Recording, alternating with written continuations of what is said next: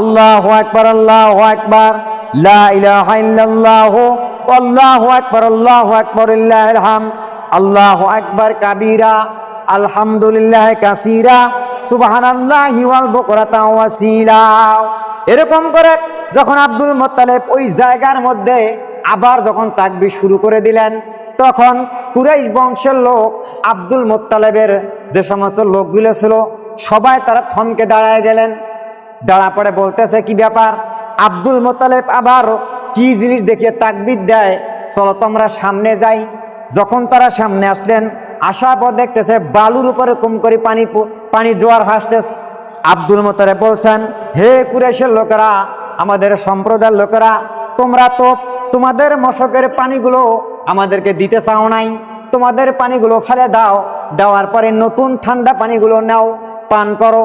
পান করার পর এখানে তৃপ্তি সহকারে পান করার পর আমরা সুষ্ঠু মেজাজের সামনে রওনা দেব। যখন তারা সবাই পানি পান করলেন, করার পর মশকের মধ্যে পানি নিলেন, নেওয়ার পর আব্দুল মুত্তালিব বলছে, কুরাইশের লোকেরা আবার চলুন, সামনে চলুন। তখন কুরাইশের লিডাররা বলল, আব্দুল মুত্তালিব, আর ওই ঠাকুরানির কাছে যাওয়ার কোনো প্রয়োজন নাই, কারণ যেই আল্লাহ সুবহানাহু ওয়া তাআলা আপনার উসুলায় বালুর উপর পানি দিয়েছে, ওই আল্লাহ পাকে আপনাকে জমজম কবের দায়িত্ব দিয়েছে। বলেন। আমি আপনাদের সামনে কোরআনে কারীম থেকে সূরা আল হজ আয়াত নাম্বার 34 নম্বর আয়াতে কারীম পাঠ করেছি। নবীজির অসংখ্য হাদিস থেকে একটা হাদিস নিয়ে এসেছি, দেখা যাক আল্লাহ পাক কদ্দুর নিয়ে যায়। তো এই যে মাসটা চলতেছে, এই মাসটার নাম হচ্ছে জিলহজ মাস। তো কোরআনে কারীমের মধ্যে আসছে যে 12টা মাসেই আল্লাহ পাকের কাছে গুরুত্বপূর্ণ, কিন্তু তৎমধ্যে 4টে মাস সবচেয়ে বেশি প্রিয়। 4টে মাস গ্রহণযোগ্য, 4টে মাসের কথা আল্লাহ পাক কোরআনে কারীমে তুলে ধরেছেন। তো সেই 4 মাসের মধ্যে এই জিলহজ মাস, এটা একটা খুব গুরুত্বপূর্ণ মাস। তো এই মাসে যে প্রত্যেক জাতির নিকট আল্লাহ পাক বলছেন কোরআনে কারীমে, যে আয়াতে কারীম পাঠ করছি, আল্লাহ বলছে, অলিকুল্লি উম্মতি জাআলনা মানসাকা লিয়াযকুরুসমাল্লাহ। আল্লাহ বলতেছেন, আমি প্রত্যেক জাতি সম্প্রদায়ের নিকট, আদম থেকে শুরু করে মুহাম্মদুর রাসূলুল্লাহ সাল্লাল্লাহু আলাইহি সাল্লাম পর্যন্ত যত জাতি আসছে, যত কওম সম্প্রদায় আসছে, সমস্ত সম্প্রদায়ের কাছে আমি তো নবী পাঠাইছি, এবং সমস্ত কওম সম্প্রদায়ের কাছে আমি কোরবানির নিয়ম কানুন সিস্টেম নির্ধারণ করে দিয়েছি। বলেন সুবহানাল্লাহ। কোরবানির কথা বলা হয়েছে প্রত্যেক জাতির। তো যেমন আমরা জানি খালি যে বাবা আদি পিতা আবুল বাশার থেকে শুরু করে তার 2 ছেলে হাবিল কাবিল, এরপর ওখান থেকে নূহ আলাইহিস সালাম, এরপরে ইলিয়াস আলাইহিস সালাম, এভাবে করে আল্লাহ পাক বলছেন অলিকুল্লি উম্মতি, মানে প্রত্যেক জাতি সম্প্রদায়ের নিকট, একটা জাতি কিন্তু বাদ পড়ে নাই। প্রত্যেকটা জাতি সম্প্রদায়ের নিকটেই কিন্তু কোরবানির সিস্টেম ছিল। বিভিন্ন সিস্টেম, বিভিন্ন উম্মতের কাছে বিভিন্ন সিস্টেম ছিল। ক্রমে ক্রমে ক্রমে যখন এই নবীর জামানা চলে আসছে, তখন এই নবীর সিস্টেম আল্লাহ পাক করে দিয়েছেন। তো কোরবানি শব্দের অর্থ কি, আর কোরবানি মানে, কথা কিন্তু দুইটি আছে। কোরবানি এটি একটি আল্লাহ পাকের মানে খুব গুরুত্বপূর্ণ নাম। কোরবানি এর ব্যাপক শব্দের অর্থ হচ্ছে, মনে করেন যে আজকের থেকে আমি কোরবান করলাম, ত্যাগ করলাম, যত অন্যায় অত্যাচার এগুলো চাপা দিলাম, বদমেজাজি, রাগ, মেজাজ, অন্যায় অত্যাচার, অশ্লীল, এগুলোকে আমি দমন করলাম, কোরবান করলাম। ওয়াল কাযিমিনা ওয়াল গায়যা ওয়াল আফিনা আনিন নাস আল্লাহু ইউহিব্বুল মুহসিনিন।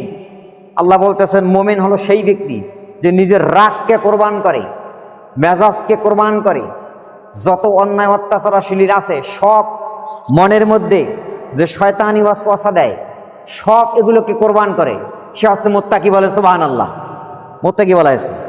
তো এরপর আল্লাহ বলতেছেন যে ওয়ালিকুল্লি উম্মতি জাআলনা মানসাকা লিয়াযকুরুসমাল্লাহ, যে আমি এই কোরবানির নিয়ম কানুন দিয়েছি, যখন ওই জাতির লোকেরা, ওই উম্মতের লোকেরা যখন ওই কোরবানির পশুটাকে জবেহ করবে, লিয়াযকুরুসমাল্লাহ, তখন তারা যেন আমি আল্লাহ পাকের নাম নেয়, নিয়েই জবেহ করে। আলা মারাজাকাহুম মিন বাহিমাতিল আনআম, মানে গবাদি পশু আনআম, ফাইলা হুকুম ইলাহু ওয়াহিদুন, কারণ হচ্ছে তোমাদের মাবুদ তো একমাত্র মাবুদ, তিনি ছাড়া আর কোনো ইলাহা নাই, এজন্য তার নাম নিয়ে কি করতে হবে, ফালাহু আসলেমু, তারা যেন আমার কাছে আত্মসমর্পণ করে, আল্লাহ বলতেছে। এরপরে অবাশশিরিল মুখবিতিন, আর আল্লাহ বলতেছে হে রাসূল, আর আপনি এই ধরনের যারা এই কাজগুলো করবে তাদেরকে এই সফলতার কারণে সুসংবাদ দিন, বলেন সুবহানাল্লাহ। এই যে সফলতা, যদি এইভাবে করে রাগ মেজাজ অন্যায় অত্যাচার দমন করি, চেক দেওয়ার পর আমরা কি করব, সফলতা অর্জন করব। আর সফলতা অর্জনকারীদের জন্য আল্লাহ বলতে সুসংবাদ, এটা হলো কোরবানি শব্দের অর্থ। এরপরে আসেন কোরবানি মানে কি। কোরবানি মানে হচ্ছে সেই সময়কার যুগ থেকে কোরবানি মানে বিচার, কোরবানি মানে মানত করেছি কাজটা আমি যদি আমার বাড়ির মধ্যে আমার মেয়ে পরীক্ষা দিচ্ছে, ছেলে পরীক্ষা দিচ্ছে, যদি পাশ করে ইনশাল্লাহ আমি 10 জন কাক জুম্মাত যাও পোলাও টলাও যাও খাওয়াবো, এটা মানত করলো, এটা একটা কোরবানি। এরপরে আপনার ভালো একটা শুভ লক্ষণ আছে, 5-7 বছর 10 বছর পর আপনার বাড়ির সন্তান চলে আসছে, তখন আপনি খুশি হয়ে বলতেছেন যে এই বেলা আমি বড় ধরনের গরু বা খাসি জব করে আকিকা বা মসজিদে খাওয়াবো, এই যে মানত করলেন কোরবানি, সব আল্লাহর উদ্দেশ্যে কিন্তু করলাম, এটা গেল এইভাবে।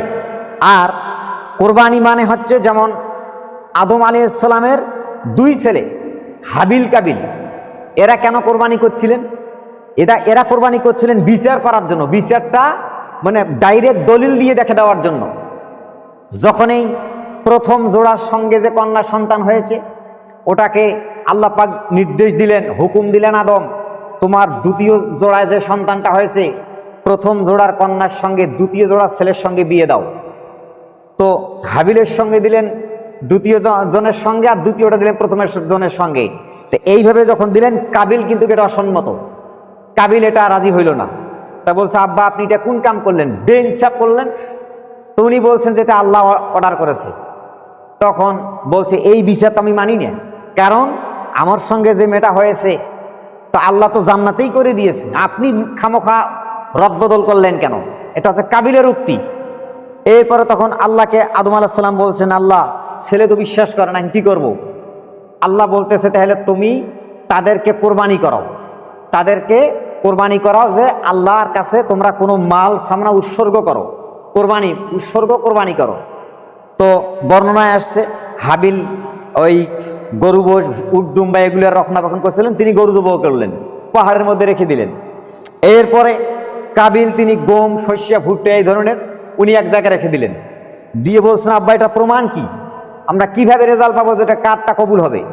তখন আল্লাহ জানিয়ে দিয়েছিলেন আদমকে যে বলে দিবা আসমান থেকে যার বস্তুত এসে আগুনে স্পর্শ করবে তারটা কবুল, সুবহানাল্লাহ। তো হাবিলের তার আগুনে স্পর্শ করলো, তার কবুল হয়ে গেছে। কাবিল বলছে এই বিচার আমি মানি না। এই যে দেখেন ওইটাও কিন্তু কোরবানি মানে কি, কোরবানি মানে ওইটা বিচার করে দিছে, ওই বিচারও মানে নাই।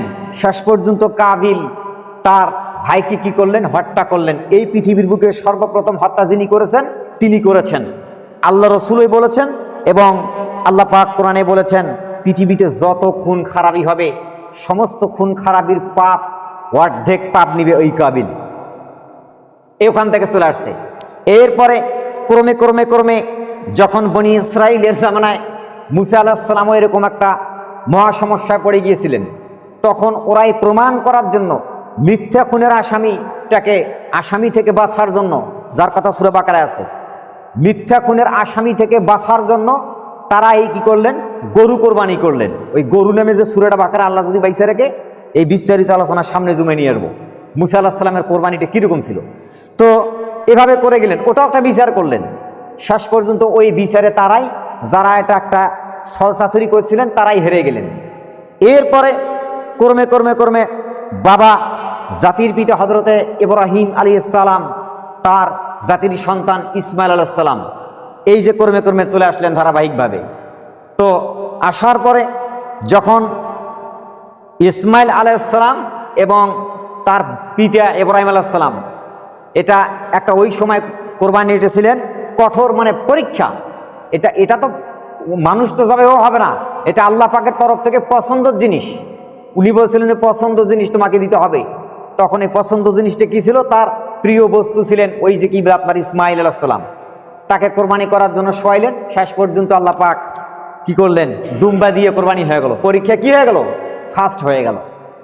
তো যখন ইসমাইল আলাইহিস সালামকে এইভাবে এই যে জোরহম গোত্রটাকে বলা হয়, ওই জোরহম গোত্র কাবা শরীফের যে হাতিম 15 থেকে 20 কিলোমিটার দূরেই জমজম কূপ, এই জমজম কূপের প্রচলন ছিল ইসমাইল আলাইহিস সালামের মাধ্যম থেকে। তো যখন ওই জমজম কূপটার ইব্রাহিম আলাইহিস সালাম চলে গেলেন, ইসমাইল চলে গেলেন, বনি ইসরাইলের আস্তে আস্তে ওখান থেকে নাম নিশানা মুছে যাচ্ছেন, তখন অনেক দূর এলাকায় নাম ছিলেন জুরহম গোত্র। উপরে আওয়াজ আছে না? আচ্ছা, নাম ছিলেন জুরহম গোত্র। এই জুরহম গোত্রের লোকেরা ইসমাইল আলাইহিস সালাম ইব্রাহিম আলাইহিস সালামের নাম নিশানাটাকে মিশিয়ে দিলেন, ওরা মাটি দিয়ে চাপা দিলেন, দিয়ে ওরা সিরিয়া চলে গেলেন। এইটা যখন বনি ইসরায়েলের নাম নিশানা আস্তে চলে যেতে যেতে যেতে যেতে যখন ঈসা আলাইহিস সালামকে আল্লাহ পাক আসমানে তুলে নিলেন, নেওয়ার পর থেকে যখন বিশ্বনবীর তখন নামগন্ধই নাই, নবীজির বাবা আব্দুল্লাহর বাপ আব্দুল মুত্তালেব, তো আব্দুল মুত্তালেব এই কাবা শরীফটা কাবা শরীফের রক্ষণাবেক্ষণের দায়িত্ব তিনি পালন করলেন। বাদশাহ আব্রাহার ক্লিন্টন মানে ধ্বংস করার জন্য আসছিল, তিনি যা হোক একটার ওখানকার দাওয়ানিগিরি করছিলেন, আল্লাহ তাকে মর্যাদা দিয়েছে। তো আব্দুল মুত্তালেব তিনি কি করলেন? এই কাবা শরীফের হাতিম 15 থেকে 20 কিলোমিটার ওই জায়গার মধ্যে তিনি রাতের মধ্যে শুয়ে আছেন, প্রচণ্ড গরমের সময়।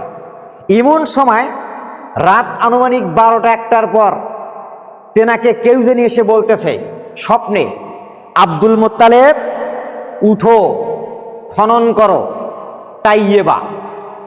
তো আব্দুল মুত্তালেব তখন চিন্তা করলেন যে কে এই কথাটা বলল কে? তিনি পট করে ঘুম থেকে জাগলেন।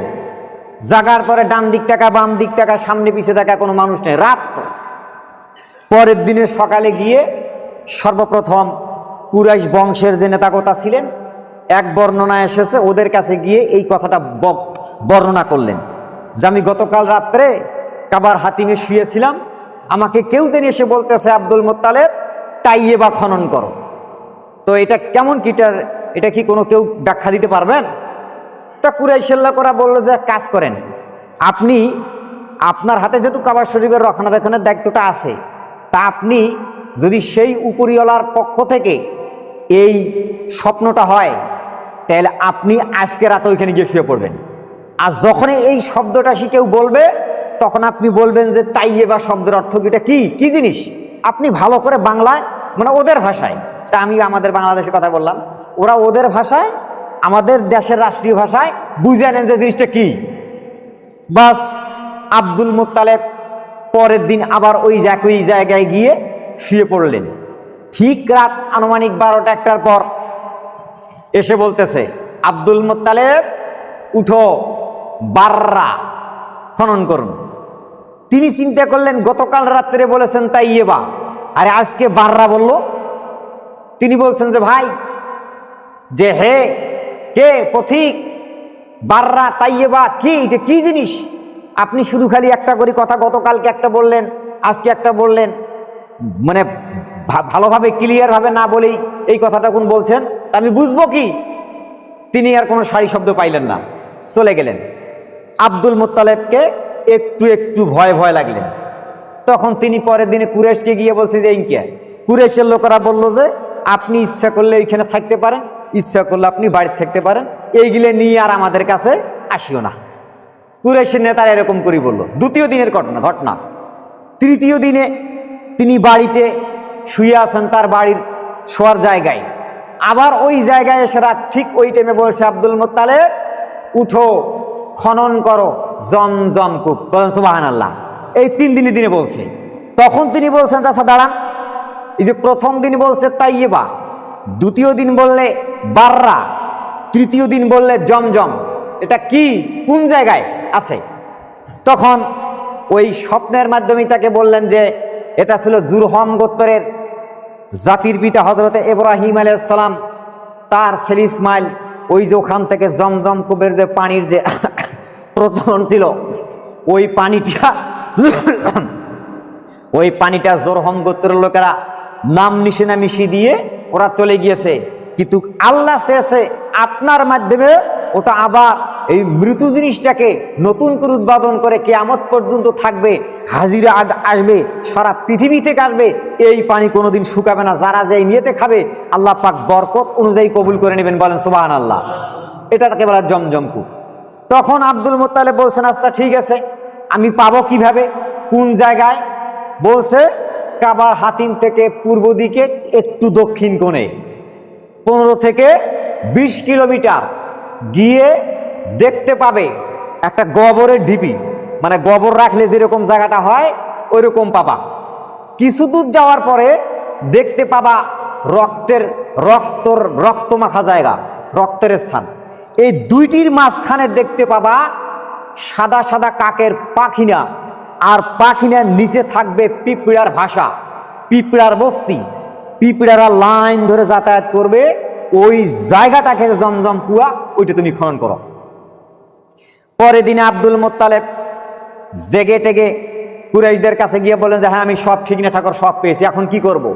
তো বলছেন আব্দুল মুত্তালিব, আরে যে জায়গার কথা বলছো ওটা তো আয়লা আর হায়লা দুইটা মূর্তি ছিল, ওই দুই মূর্তিকে আমরা ওই জায়গায় বলি দিয়ে বিচার আচার করি, তা যদি পানিটা বাইরে হয় একটা তো গন্ডগোল লাগির পারে। তা বলতেছে গন্ডগোল লাগবে কেন?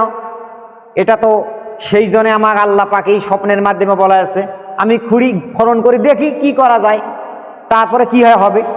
তা বলতেছে সেটা আপনি কি করবেন করেন। কয়া আব্দুল মুত্তালিবের ওই সময় ছেলে ছিলেন মাত্র একটা, নাম ছিলেন হারেস, আর কোনো সন্তান ছিল না। হারেসকে গিয়ে বলছেন বাবা এইরকম স্বপ্নে আমি পেয়েছি, এখন কি করব বলেন, পরামর্শ দাও। ছেলে বলছে বাবা আমরা বাপ আর ছেলে, তো দুজনে গিয়ে যদি খনন করে যদি পানির কূপটা বাইর হয়, কুরাইশের নেতা নেত্রীরা যদি এসে হামলা করে তখন কি করব? তা বলতেছে যাথাটা হিসাব পরে হবে, আগে আমরা কাজ করি, আমরা যেহেতু স্বপ্নে পেয়েছি তো ওটা আমরা যা একটু ট্রাই করে দেখি।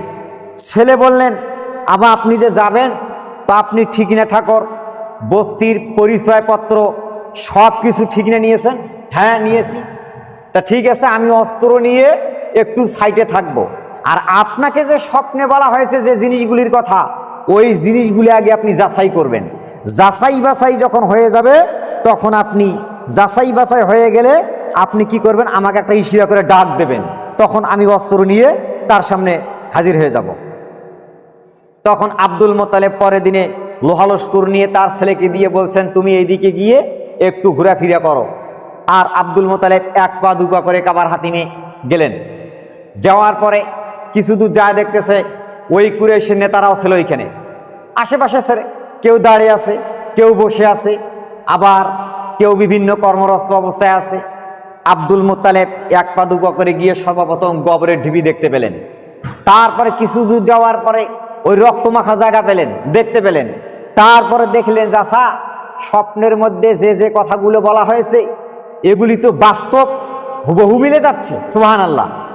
এরপরে চিন্তা করলেন যে মাঝখানে সাদা কাকের পাখিনা, তো সাদা কাকের পাখিনা তিনি দেখতে পান নাই, তিনি দেখতে পাইলেন ওই জায়গার মধ্যে সাদা কাক মানে কাউয়া, সাদা কাক কাউয়া ঠোকরাচ্ছে। নিজ দিকে লক্ষ্য করে দেখলেন পিঁপড়ার বস্তি লাইন ধরে যাতায়াত করতেছে। এই তিনটা যখন দেখলেন, দেখার পরে আব্দুল মুত্তালিব আকাশের দিকে তাকালেন, তাকার পরে তখন তিনি আল্লাহ পাকের নামে তাকবীর দিলেন। ওই দিনটা ছিল জিলহজ মাসের 10 তারিখ, সুবহানাল্লাহ। তাকবীর দিলেন, আল্লাহু আকবার, আল্লাহু আকবার, লা ইলাহা ইল্লাল্লাহু আল্লাহু আকবার, আল্লাহু আকবার, লিল্লাহিল হামদ, আল্লাহু আকবার কাবীরা, আলহামদুলিল্লাহ কাসীরা, সুবহানাল্লাহি ওয়াল বুকরাতা ওয়াসিলা। এরকম করে তাকবীর দিলেন। যখন তাকবীর দিলেন তখন কুরাইশের লোকেরা জামায়াত হয়ে গেলেন। কি ব্যাপার? আব্দুল মুত্তালিব বলতেছে যে হ্যাঁ আমি যে স্বপ্নে পেয়েছি এই যে জায়গাটা পেয়েছি, এখন আমি খনন করব। তা তা বলতেছে যে খনন করবে, কিন্তু এটার ভাগ অংশীদার তো আমাকে দেওয়া লাগবে, আমাদেরকে দেওয়া লাগবে। আব্দুল মুত্তালিব বললেন, কেমন কথা তোমাকে দেব মানে? আরে আমাকে স্বপ্নে দেওয়া হয়েছে, তোমাকে আমি দেব, কিন্তু দায় দায়িত্ব পরিচালনা ভাগ বন্টন কাক কতটুকুন কিভাবে দেওয়া লাগবে এটা আমার দায়িত্ব, কিন্তু আপনারা গাছ জোর করে আপনি নিতে পারবেন না। তখন বলছে আচ্ছা ঠিক আছে, তা আপনি খনন করেন। তখন দুই ছেলে মিলে অস্ত্র দিয়ে খোঁড়া শুরু করলেন। খুঁড়তে খুঁড়তে কয়েক কোদাল মাটি পানি দিয়ে এই পর্যন্ত খুঁড়তেই ইনশাল্লাহ পানির জোয়ার ভেসে উঠল, বলেন সুবহানাল্লাহ, ওই জমজম কূপের মধ্যে। তখন আব্দুল মুত্তালিব, কুরাইশের লোকেরা আর কিন্তু কাছে ছিল না, এরা দুই বাপতে খুঁড়তে খুঁড়তে যখন পানির জোয়ার উঠে গেল, তখন আব্দুল মুত্তালিবের ছেলে হারেস বলতেছে না ভাই, তো পানি বাইর হয়ে গেছে। বলছেন দাঁড়া, এখন এই পানি পান করিস না, পানিকে টাচ করিস না, আমি আগে আল্লাহ পাকের কাছে প্রশংসা করব, তারপরে দেখি কি করা যায়, কারণ বড় ধরনের গন্ডগোল লাগতে পারে। এরপরে তখন আব্দুল মুত্তালিব দুই আঙ্গুল দিয়ে পানি এরকম করে নিলেন, নেওয়ার পরে এরকম করে উত্তোলন করলেন, আবার পানি নিচ্ছে, আবার পানি পড়ে যাচ্ছে, পানি কিন্তু তখনও মুখে দেন নাই। তখন ওই সময় তিনি পানি হাতের মধ্যে নিয়ে একটা দোয়া পাঠ করছিলেন, সুবহানাল্লাহ, দোয়া পাঠ করছিলেন, আল্লাহুম্মা আন্তা মালিকু আল মাহমুদু রব্বি আন্তা আল মাবু আল মুত্তাদিউ। আব্দুল মুত্তালিব যখন এরকম করে পানি উত্তোলন করে যখন দোয়া করলেন, তখন কুরাইশের নেতৃবর্গ লোকেরা তখন দেখতে পেলেন পানির কূপ বার হয়ে গেছে। তখন ওরা সবাই এসে বলতেছে, আব্দুল মুত্তালিব, আমরা অবশ্যই আপনাকে বলেছিলাম এই জায়গার মধ্যে আয়লা এবং হায়লা দুইটা মূর্তির মাঝখানের মধ্যে আমরা যে বিচার আচার করি, এই জায়গার মধ্যে পানি বার হয়েছে, এখন এই পানিটার ভাগ বন্টন আমাদেরকে দেওয়ানিগিরি দেওয়া লাগবে। আব্দুল মুত্তালিব বললেন, ও কুরাইশের লিডার, কারণ এটা তো তোমাকে আমি পানি কতটুকুন দেব, কি পরিমাণ দেব, একমাত্র এটা দায় দায়িত্ব আমার, কিন্তু এটা তো ভাগ বসাইলে এরকম করে আমি দেব না। কুরাইশের লোকেরা বলল, আব্দুল মুত্তালিব, যদি আপনি এরকম করে একা একা দেওয়ানিগিরি করতে চান, তাহলে এই কূপ যেমনে আছে তেমনে থাকো, আর পানির দরকার নাই। তখন আব্দুল মুত্তালিব বললেন, এটা কেমন কথা? আরে যে স্বপ্নের মাধ্যমে আমি পেয়েছি এটা আমি খোঁড়বই, আপনারা বাধা দেবেন কেন?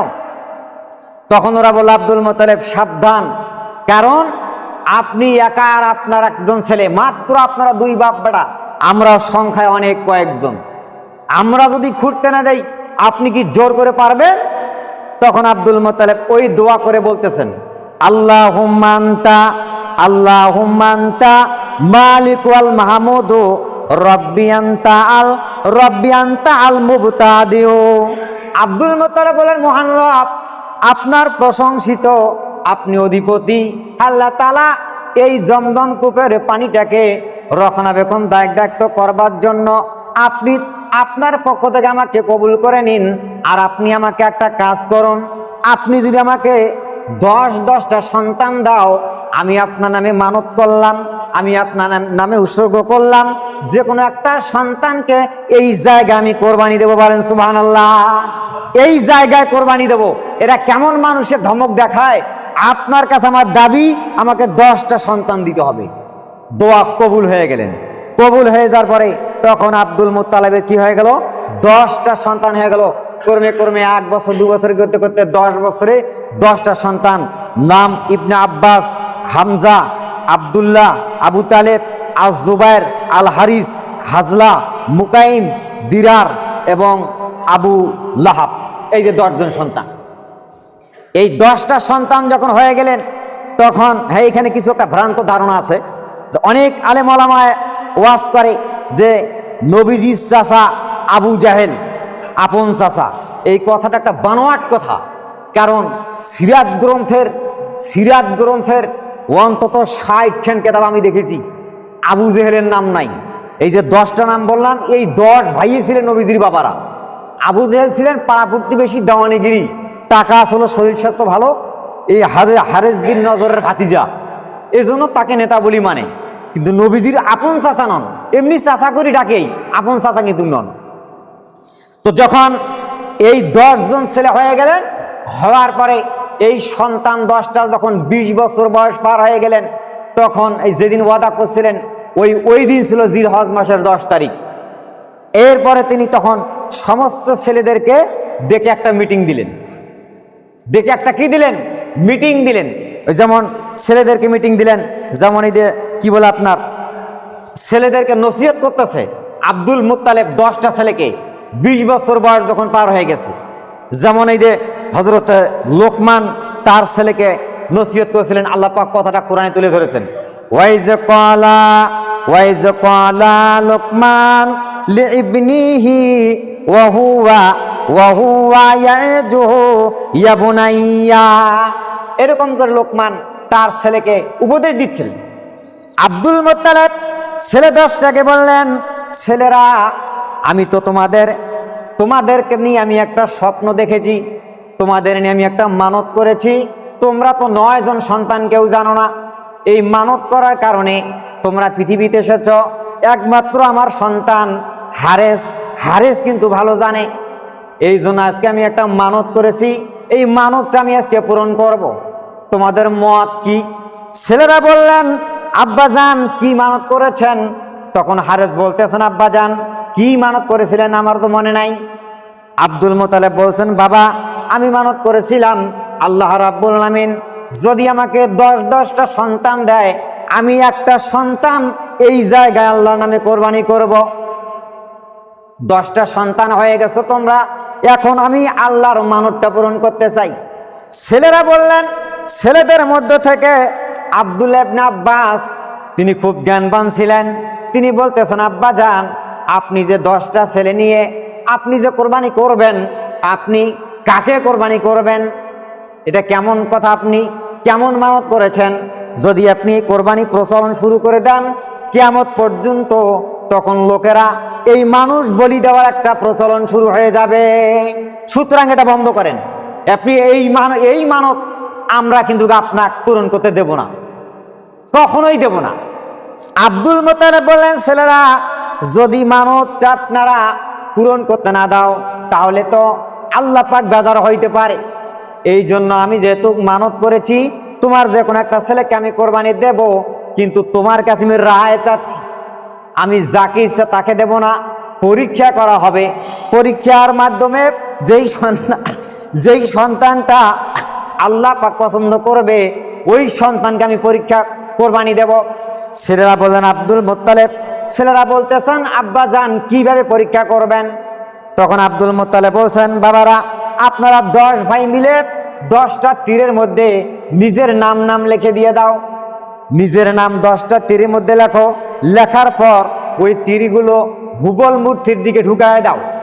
দেওয়ার পর কুরাইশ বংশ থেকে একজন লোক এরকম তীর টান দিবে, যে তীরের মধ্যে যার নামটা উঠবে ওই লোকটাকে আমি কোরবানি দেব, ওই লোকটার কোরবানি হবে। তখন ছেলেরা রাজি হয়ে গেলেন, নিজ নিজ 10 জন সন্তান তীরের মধ্যে নাম লিখলেন। নাম লেখা 10টা তীরের মধ্যে দিয়ে হবল নামে একটা মূর্তি আছে, ওরা বিচার আচার করলে ওইখান থেকে টান দেয়। হবল, লাত, মানাত, উজ্জা, হবল 4টে মূর্তি ছিলেন বড়। তো হবলটা করার বেশি সম্মান করতো সেই সময়কার আরবের লোকেরা। 10টা মূর্তি 10টা তীর ওই জায়গায় দিলেন, এরকম টান দিলেন। দেওয়ার পরে দেখা গেল নবীজির যিনি বাবা হবেন আব্দুল্লাহ, ওনার নামটাই চলে আসছে। সুবহানাল্লাহ, ওনার নাম চলে আসছে। এই যে বিশ্ব নবীর বাবা কোরবানি হতে চেয়েছিলেন। এরপরে সেটা কোন দিন? এই যে জিলহজ মাস। এরপরে যখন নাম চলে আসছে, তখন আব্দুল মুত্তালিব তার ছেলের হাত ধরলেন, হাতে অস্ত্র নিলেন, নিয়ে ওই যে কাবার হাতিমে যাচ্ছে। যাওয়ার পরে কি করবে? কোরবানি দেবে। ওই সময় তখন বাকি 9 জন ছেলের মধ্যে ইবনে আব্বাস রাদিয়াল্লাহু তাআলা খুব জ্ঞানবান ছিলেন। তিনি বাপের পা দুটি জড়িয়ে ধরলেন, ধরে বলতেছেন, আব্বা আপনি এটা কোন কাজ করতেছেন? আমাদের ছোট ভাইকে আপনি বলি দিবেন, কোরবানি দিবেন, এটা তো আমরা সহ্য করব কিভাবে করে? তখন কুরাইশদের যেগুলি নেতা ছিলেন এরা তখন পরামর্শ দিলেন, এক কাজ করো, এইভাবে যদি আপনি কোরবানি করেন তা তো মানুষ প্রচলন, এটা একটা কিয়ামত পর্যন্ত মানুষ জব করার প্রচলন শুরু হয়ে যাবে। তা না করিয়া ওই যে জুরহম গোত্রে যে এই যে জমজম কূপটা যে আপনি স্বপ্নের মাধ্যমে যে খুললেন, এই যেই জুরহম গোত্রের লোকগুলো এই কূপটাকে যে যারা নাম নিশানা মিশাই দিয়ে মন্ধে দিয়ে পূরণ করে দিয়ে চলে গেছে, ওই সিরিয়ায় একটা ঠাকুরানী সাজা নামে মহিলা আছে, চলো আমরা তার কাছে গিয়ে এই বিচারটা দেই। ওরা কিন্তু তাক খুব মানতেন, ঠাকুরানী সাজা নাম মেটার নাম, কিন্তু উনার সঙ্গে জিন টিন ভর হয়, এইভাবে উনি এইভাবে করি বলে। শেষ পর্যন্ত এরা তখন কি করলেন, এরা রওনা দিলেন ওই 9 জিলহজ, ওই দিন ছিলেন 9 জিলহজ। এবার যখন রওনা দিলেন, দেওয়ার পরে আব্দুল মুত্তালিব কি করলেন, 5-7 জন লোক নিলেন, আর এই সঙ্গে করে ছেলেগিলেন নিলেন। নেওয়ার পরে তিনি আরো কুরাইশদের লোক সঙ্গে নিলেন, নেওয়ার পরে সাথে করে 2-1 মশক পানি নিলেন। পানি জানিলেন, এই পানি কিছু দূর যাওয়ার পরে পানি সব শেষ, পানি খেয়ে দিয়ে পানি সব শেষ, পিপাসায় কাতর হয়ে যাচ্ছে। আর কুরাইশদের কাছে 3 মশক, 3.5 মশক, প্রায় 4 মশক পর্যন্ত পানি ছিল। তখন আব্দুল মুত্তালিব বলছেন যে এই যে কুরাইশ ভাইরা, তোমার কাছে যে পানি, একটু পানি দাও, আমরা তো কাতর হয়ে গেলাম। তখন বলতেছে যে না, আরে আব্দুল মুত্তালিব, আমরা আপনাকে পানি দেব মানে, আর এই পানি দেব, এই পানিটা তোমাকে না দেওয়ার জন্য তো? আরে তোমরা পানি না খেয়ে এখানে মরো, তোমরা যদি মরে যাও তাহলে আর আমাদেরকে ওই ঠাকুরানির কাছে যাওয়া লাগবে না। শেষ পর্যন্ত আব্দুল মুত্তালিব বললেন যে শোনো, এক কাজ করি, তাহলে তোমরা সবাই নিজ নিজ গর্ত খনন করো, যদি আমরা এই পানি ব্যাগরে মারা যাই তাহলে আমরা কয়েকজন মিলে লাশ দাফন করতে পারবো, সবার শেষে যে লাশটা থাকবে, একটা লাশ দাফন না করলেও কোনো সমস্যা নাই। এরকম করে কবর খনন করে মৃত্যুর জন্য বসে আছেন। তখন আব্দুল মুত্তালিব বলছেন, এইটা বসে থাকা কাপুরুষের লক্ষণ, তা না করে চলো আমরা সামনের দিকে এগিয়ে যাই, দেখি আল্লাহ আমাদের জন্য কি করে। তার কুরাইশেরা কি করে, একটু করে পানি বার করার মুখে দেয়, আর এদের তামসা দেখে, এমা কিন্তু পানি দেয় না। শেষ পর্যন্ত কি করে, পানি দেয় না। তারপরে আব্দুল মুত্তালিব বলছেন যে চলো এখন আমরা সামনের দিকে যাই। এই সামনের দিকে বলে এরা সবাই যখন দাঁড়ায় গেলেন, উট নিয়ে ঘোড়া নিয়ে, তখন কুরাইশরাও দাঁড়ায় গেল। যাওয়ার পর আব্দুল মুত্তালিব, লোকেরা বলতেছে কি ব্যাপার, আপনি না দাঁড়ান কেন? তখন বলতেছে যে আমি না দাঁড়ান কেন, যে আমি খুব শরীর ক্লান্তি অনুভব করছি, আমি একটু খুবই দুর্বল অনুভব করছি। তখন আব্দুল মুত্তালিব সবার শেষে দাঁড়ালেন। তারপরে যে উটের পিঠির মধ্যে সওয়ার ছিলেন, উটটাকে খোঁচা মারলেন, উট লাফ দিয়ে দাঁড়ায় গেলেন। যেমনে লাফ দিয়ে দাঁড়ায় গেলেন, তেমনে তার ওই পেটের তল পেটে উট যে জায়গায় ঠ্যাংগুলো আটং ছটং করে শুয়েছিলেন, ওই জায়গা থেকে বালুর ওপর পানির জোয়ার শুরু হয়ে গেল। বলেন সুবহানাল্লাহ। ওই দিনটা ছিলেন জিলহজ মাসের 9 তারিখ। আব্দুল মুত্তালিব যখন ওই বালুর উপর পানি দেখলেন, তখন তিনি আবার তাকবীর শুরু করলেন, আল্লাহু আকবার, আল্লাহু আকবার, লা ইলাহা ইল্লাল্লাহু, আল্লাহু আকবার, আল্লাহু আকবার, লিল্লাহিল হামদ, আল্লাহু আকবার কাবীরা, আলহামদুলিল্লাহ কাসীরা, সুবহানাল্লাহি ওয়াল বুকরাতা ওয়াসিলা। এরকম করে যখন আব্দুল মুত্তালিব ওই জায়গার মধ্যে আবার যখন তাকবীর শুরু করে দিলেন, তখন কুরাইশ বংশের লোক, আব্দুল মুত্তালিবের যে সমস্ত লোকগুলো ছিল, সবাই তারা থমকে দাঁড়ায় গেলেন। দাঁড়া পড়ে বলতেছে কি ব্যাপার, আব্দুল মুত্তালিব আবার কি জিনিস দেখিয়ে তাকবীর দেয়, চলো তোমরা সামনে যাই। যখন তারা সামনে আসলেন, আসার পর দেখতেছে বালুর উপরে কম করে পানি জোয়ার ভাসতেছে। আব্দুল মুত্তালিব বলছেন, হে কুরাইশের লোকেরা, আমাদের সম্প্রদায়ের লোকেরা, তোমরা তো তোমাদের মশকের পানিগুলো আমাদেরকে দিতে চাও নাই, তোমাদের পানিগুলো ফেলে দাও, দেওয়ার পরে নতুন ঠান্ডা পানিগুলো নাও, পান করো। পান করার পর এখানে তৃপ্তি সহকারে পান করার পর আমরা সুষ্ঠু মেজাজে সামনে রওনা দেব। যখন তারা সবাই পানি পান করলেন, করার পর মশকের মধ্যে পানি নিলেন, নেওয়ার পর আব্দুল মুত্তালিব বলছে, কুরাইশের লোকেরা আবার চলুন, সামনে চলুন। তখন কুরাইশের লিডাররা বলল, আব্দুল মুত্তালিব, আর ওই ঠাকুরানির কাছে যাওয়ার কোনো প্রয়োজন নাই, কারণ যেই আল্লাহ সুবহানাহু ওয়া তাআলা আপনার উসুলায় বালুর উপর পানি দিয়েছে, ওই আল্লাহ পাকে আপনাকে জমজম কূপের দায়িত্ব দিয়েছে। বলেন সুবহানাল্লাহ। আর তখন আর তারা গেল না, শেষ পর্যন্ত ওখান থেকে ফেরত হয়ে এসে ওই যে আব্দুল মুত্তালিব কি করলেন, মানত করলেন। ওই মানত পূরণ করার সময় শেষ পর্যন্ত তারা কি করলেন, ওই আব্দুল্লাহকে কোরবানি দেবে, কিন্তু এই কোরবানি কিছুতেই তারা কি করবে না, মেনে নেবে না। তখন এরা বলছেন যে চলো তাহলে আমরা পানির ব্যাপারে আর যাব না, আমরা আমার এই যে ভাইকে, ছোট ভাইকে আপনি কোরবানি দিবেন, এই বিচার ফয়সালা করার জন্য আমরা চলো আজকে ঠাকুরানির কাছে চলে যাই। তখন এরা ঠাকুরানির কাছে গিয়ে চলে গেলেন, ওই সাজার কাছে গেলেন, গিয়ে বলতেছে যে ঠাকুরানি এরকম আমরা একটা মহা সমস্যায় পড়ে গেছি। কি সমস্যা? যে আমার আব্বা তো আমার ভাইকে কোরবানি দিতে চাচ্ছে, একটা বিচার আচার করে দেন। তখন এই ঠাকুরানি বললেন যে তোমরা যখন বিচার আচার করো তোমরা কি দিয়ে মুক্তিপণ দাও? তখন বলতেছে আমরা 10টা করে উট দেই। এরা বলতেছে আমরা 10টা করে উট দেই। ঠাকুরানি বলতেছে হ্যাঁ এই তো তোমরা বিচার পেয়ে গেল, যাও তোমরা ফেরত যাও। ফেরত যাওয়ার পরে তোমাদের কয় ভাই তোমরা? কয় যে 10 ভাই, মানে আব্দুল্লাহ ইবনে আব্বাসের সঙ্গে কথা বলছে আমরা 10 ভাই। তা বলতেছে তোমরা 10 ভাই 10 খান তীরের মধ্যে 10টা নাম লিখবে, আর 10টা উটের নাম 10টা তীরে দেবে। দেওয়ার পরে তীরের সংখ্যা হবে 20টা। 20টা তীর হবল মূর্তির ওই জায়গায় রাখবা, রাখার পরে কাউরে চোখ বাঁধে দিয়ে তীর বাইর করবা। তীর বাইর করে যদি বাইচান্স ক্রমে আপনার কোনো একটা ছেলের নাম ওঠে তখন আরো 10টা উট দিতে হবে। এইভাবে করে করে আপনার 10টা ছেলের নামে 10 10-এ 100 উট দিতে হবে। 100 উট যদি পার হয়ে যাওয়ার পরও আপনার ছেলের নাম ওঠে তখন বাধ্যতামূলক আপনার ছেলে কোরবানি দিতে হবে, আর তখন আমি আপনার ছেলেকে রক্ষা করতে পারবো না। এটা হচ্ছে ঠাকুরানির বিচার।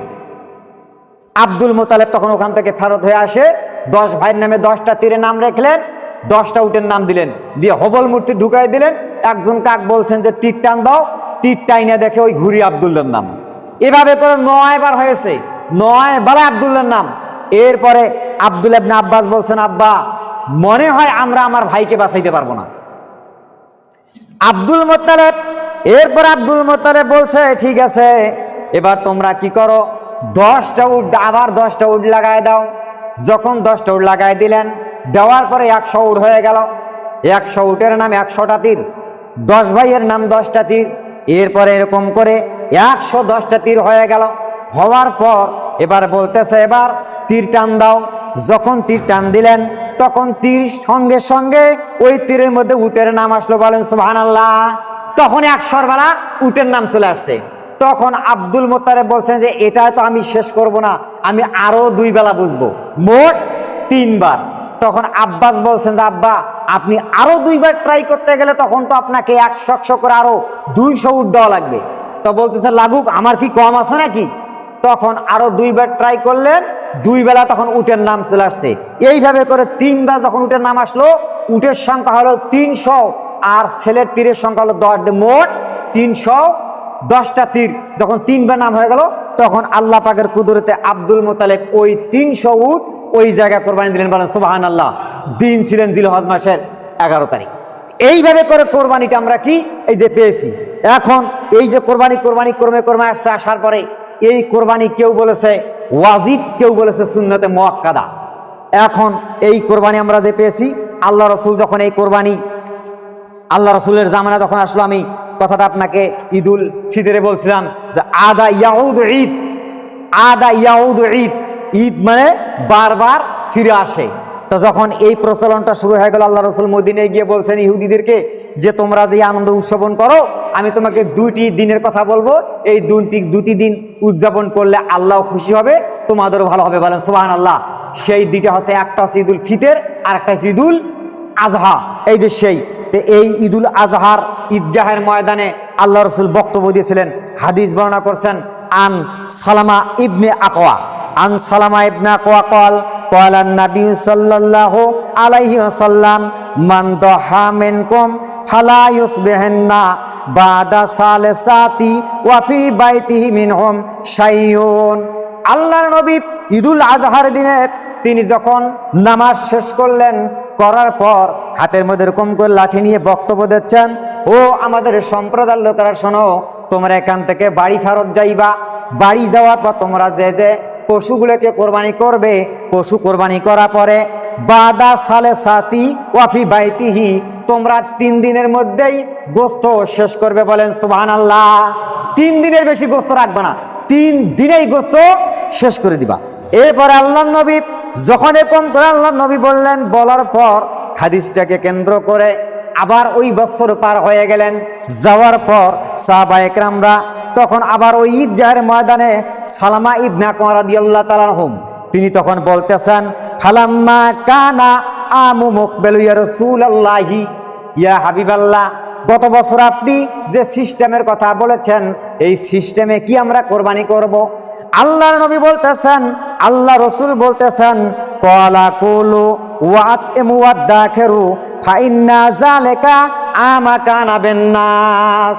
আল্লাহর নবী বলতেছেন, ও সাহাবারা শোনো, গত বছর যে সিস্টেমে কোরবানি করেছিলা 3 দিনের কথা বলেছি, কিন্তু এই বছর 3 দিন নয়, কারণ এই বছর তোমরা কোরবানি যারা দেয় নাই আর যারা ধরে দিতে পারছেন কোরবানি দাও, আর যারা দিতে পারে নাই তাদেরকে গোস্ত খাওয়াও, আর তোমরা গোস্ত জমা করো। বলেন সুবহানাল্লাহ। জমা করার কথা বললেন। সাহাবী বলতেছে, ইয়া রাসূলুল্লাহ, ইয়া হাবিবাল্লাহ, জাহাদু ফারাতু আন তুইনু ফিহিম। কারণ আপনি গত বছর 3 দিনের কথা বলেছেন, এই বছর কেন জমা করার কথা বলেছেন? তখন আল্লাহ রসুল বলছেন, সাহাবারা শোনো, গত বছর কোরবানি দেওয়ার সংখ্যা ছিল কম, গোস্ত নেওয়ার সংখ্যা ছিল বেশি, অভাব ছিল বেশি। আর এই বছর কোরবানি দেওয়ার সংখ্যা বেশি, গোস্ত নেওয়ার সংখ্যা কম। এই জন্য যারা কোরবানি দিতে পারবে না নিজে দিয়ে খাবে, এবং যারা দিতে পারবে না তাদেরকে দাও এবং তোমরা জমা রাখো। বলেন সুবহানাল্লাহ। এই হাদিসটাকে কেন্দ্র করে তাহলে যে ওই বছর কোরবানির সংখ্যা ছিল কম, এই হাদিসটাকে এখনো মুহাদ্দিসে কেরাম বলছেন, যেই এলাকার মধ্যে কোরবানি যে দিতে কম হবে আর যেই এলাকা কোরবানি বেশি আপনি গোস্ত রাখতে পারবেন, সমস্যা নাই। বুখারী মুসলিমের হাদিস 5569 নম্বর হাদিস। তাহলে এইভাবে করে আমরা কি করব? এইভাবে করে আপনি চলবেন। আর একটা কথা বলে আসছি, আর 1 মিনিট যদিও তো অসহ্য হচ্ছে নাকি? আপনার অসহ্য হচ্ছেন নাকি? আচ্ছা, আর 2-1 মিনিট একটু লেট হবে আজকে, কারণ কথাগুলো তো গোছায় আনতে হবে। কাজ কামরে যদি রেখে আসেন 2 মিনিট খালি বলবো, আর বিরক্ত হয়েন না। আর একটা ভালো কথা বলবো, লাভের কথা। সেটা হচ্ছে, এই লাভের কথা হচ্ছে যে ফার্স্টে যে হাদিসটা পাঠ করেছি, ওই লাভটা হচ্ছে আল্লাহ রসুল বলছে, যে ব্যক্তি আরাফাতের দিনে মানে জিলহজ মাসের 9 তারিখ, এই যে বিষয়ে এতক্ষণ কথাবার্তা বললাম ওইটাই যদি না বলি তো মূল স্বাদটা তো পাবেন না আপনারা, ঠিক কিনা? মূল স্বাদটা তো আসল।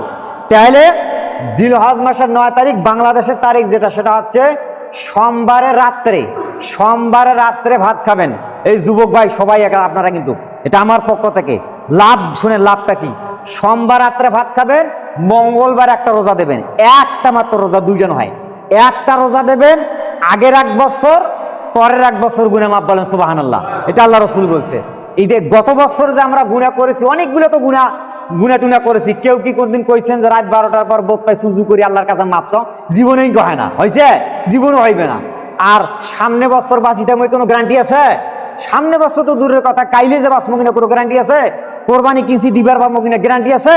নাই। তা আল্লাহ রসুলের হাদিস, আন আবি কাতাদা কল কলা সুইলা রাসূলুল্লাহি সাল্লাল্লাহু আলাইহি সাল্লাম আন সিয়ামু ইয়াউমে আরাফা ফাকালা ইউকাফিরু সান্নাতা মাদিয়াতা ওয়াল বাকিয়াতা। আল্লাহর নবী বলেছেন, আবু কাতাদা বলতেছে, আল্লাহ রসুল বলেছেন, যে ব্যক্তি আরাফার দিনে জিলহজ মাসের 9 তারিখে একটা রোজা রাখবে, আল্লাহ সুবহানাহু ওয়া তাআলা আগের 1 বছর পরের 1 বছর গুনাহ মাফ করবে। বলেন সুবহানাল্লাহ। তাহলে 2 বছরের গুনাহ মাফ একটা রোজায় দেবেন তো ইনশাল্লাহ। যারা চেষ্টা করবেন, দিতে পারলে লাভ, না দিতে পারলে 2 টাকাও পাইবেন না। এই জন্য যদি দিতে পারেন, আমি তো দেবো ইনশাল্লাহ। এই জন্য কি করবো? তাহলে আমি যতটুকু এই রোজা কি বলে আপনার জিলহজ মাসের যে কোরবানির সম্পর্কে মেইন কথা তো আরো ভালো হয় নাই। আল্লাহ জি বাইসা রেখে আপনারা সকলেই সামনে জুমা আসবেন ইনশাল্লাহ। বনি ইসরায়েলের জামানায় কিভাবে কোরবানি হয়েছে ওইটা বলে আমরা আমাদের মূল আলোচনার দিকে চলে যাবো ইনশাল্লাহ, সূরা কাহাফে। তো যাক, সবাই মনে রাখবেন যে সিস্টেমে যেভাবে কোরবানি আমরা দিয়ে আসতেছি এইভাবে দিবেন। ঈদুল আজহা যাবেন। আর হাদিসে আসছে যে কোরবানি কিন্তু ফরজ নয় ভাই, কোরবানি সুন্নত অথবা ওয়াজিব। কারণ ফরজ নামাজ, আল্লাহ বলছে ফাসাল্লি লিরাব্বিকা ওয়ানহার। তা আগে কি? আগে নামাজ। আপনি সারা বছর নামাজ নেই আর কোরবানি কিনে দৌড়ি। এই জন্য আল্লাহ কোরবানি খরচ করে দেয় নাই। যার সমর্থন আছেন দেবেন। আরেক হাদিসে আসছে সমর্থন থাকবে আছে যার কোরবানি দেওয়ার সমর্থন থাকার পর যারা কৃপণগিরি করে কোরবানি দেয় না, একজন ঈদের ময়দানে যায় না। সেই জন্য কোরবানি দেওয়ার চেষ্টা করবেন ইনশাল্লাহ, দিলে ইনশাল্লাহ হবে। তো যতটুকু কথাবার্তা বললাম, এইভাবে আমাদেরকে আল্লাহ পাক সঠিকভাবে সহিভাবে ইবাদত এবং কোরবানি জিলহজ মাসের 9 তারিখে, কোন দিন? সোমবার। কিন্তু সোমবার রাতে ভাত খাবেন, মঙ্গলবার রোজা দিবেন। আল্লাহ পাক এই ব্যাপারে আমাদের সকলকে সঠিকভাবে এই আমলগুলো করার তৌফিক দিন। আমিন।